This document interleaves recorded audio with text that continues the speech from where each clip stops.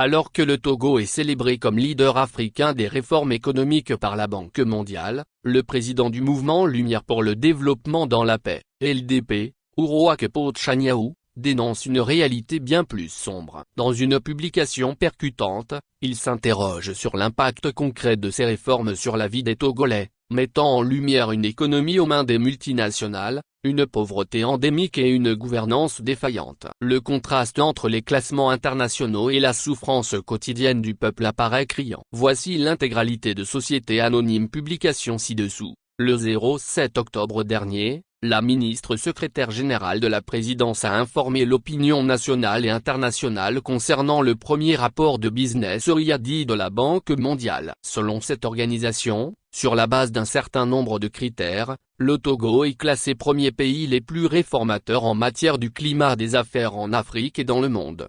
En tout état de cause, pour la majorité des Togolais, que dire de tous ces rapports de ces institutions internationales que le chef de l'État togolais a fustigé lors du 79e sommet de l'Assemblée générale des Nations unies le 25 septembre dernier? Par rapport à la réalité du Togo, ces rapports ne paraissent-ils pas comme de la poudre aux yeux? En effet, ce premier rapport de Business Oriadi nous rappelle celui de Doing Business qui, il y a quelques années, classait le Togo comme premier pays réformateur en matière du climat des affaires en Afrique et troisième au monde. À ce jour, vu la situation économique du pays qui se trouve dans un état de dégénérescence avancée et totale, on se demande quelles sont les implications de toutes ces réformes, et du coup, si par rapport au quotidien du Togolais lambda rien n'a changé malgré tout, on est en droit de chercher à savoir, ce qui n'a pas marché. La vérité est que tout le système de gestion des finances publiques, SIGFIP, n'est pas une réalité quotidienne, que toute l'économie du pays est totalement désarticulée sans aucune maîtrise du système de production nationale, surtout le secteur primaire, que l'agriculture est toujours tributaire des aléas climatiques, que la pauvreté et le chômage sont devenus endémiques, que le pouvoir d'achat des Togolais est toujours faible, de même que l'épargne locale, que les populations n'hésitent pas à aller chercher de quoi manger sur les dépotoirs et qu'enfin, la capacité de création d'emplois durables est sujet à caution. En se référant à tout ce qui précède, on a comme l'impression que le gouvernement togolais vit et entraîne l'opinion nationale et internationale dans une fiction. Au demeurant, ce n'est un secret pour personne. Toutes ces réformes dont l'objectif supposé est d'améliorer le climat des affaires au Togo, très souvent imposées et appréciées par ces institutions internationales, sont en réalité réalisées dans l'intérêt de l'oligarchie internationale. Il s'agit d'un consentement tacite sans aucune résistance du pillage de nos ressources avec la complicité des valets locaux. Depuis le premier programme d'ajustement structurel, PA, imposé par les institutions de Bretton Woods en 1982, presque toutes les sociétés d'État sont devenues, après leur privatisation, le prolongement des tentacules des grandes firmes multinationales. En l'occurrence, aujourd'hui, des pans entiers de l'économie se trouvent dans les mains des opérateurs étrangers, ce qui est la conséquence d'une véritable prise en otage de l'économie par l'oligarchie intenable, avec la complicité de la classe dirigeante du pays. Le port autonome de Lomé et la SNPT, jadis poumon de l'économie togolaise, sont à plus de 80% de leurs activités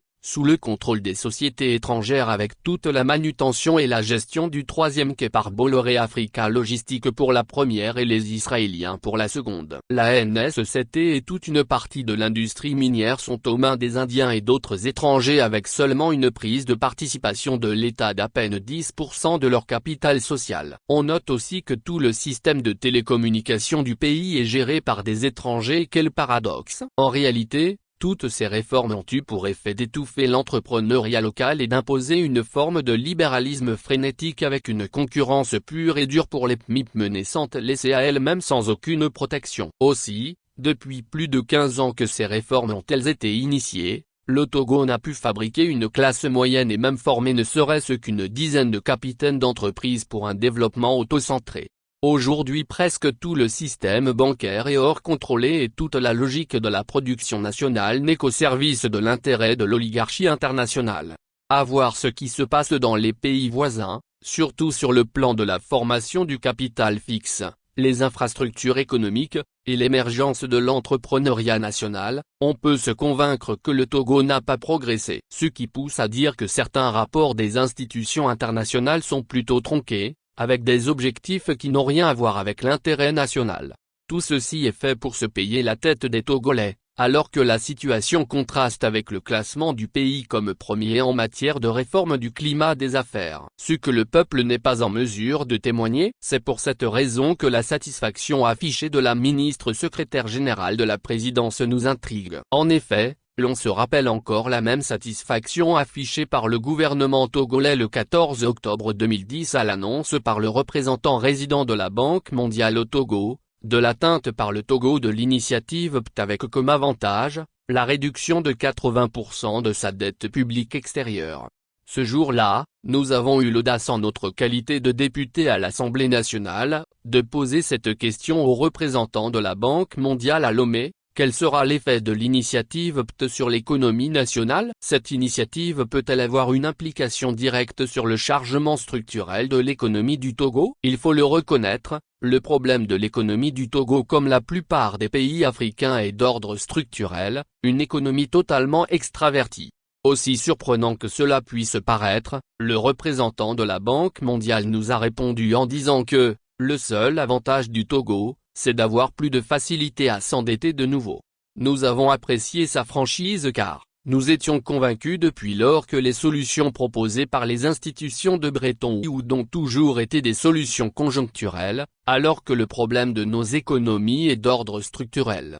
Malheureusement, comme il fallait s'y attendre, les autorités togolaises ont choisi comme solution au problème récurrent du déséquilibre budgétaire, la politique de l'endettement surtout depuis la fin de l'année 2010. Ainsi le niveau de la dette est passé de 760 milliards soit 46% du PIB à la fin de l'année 2010, à la fin de l'année 2023 à 3583 milliards soit à la limite du soutenable, avec en moyenne une augmentation de 200 milliards par an.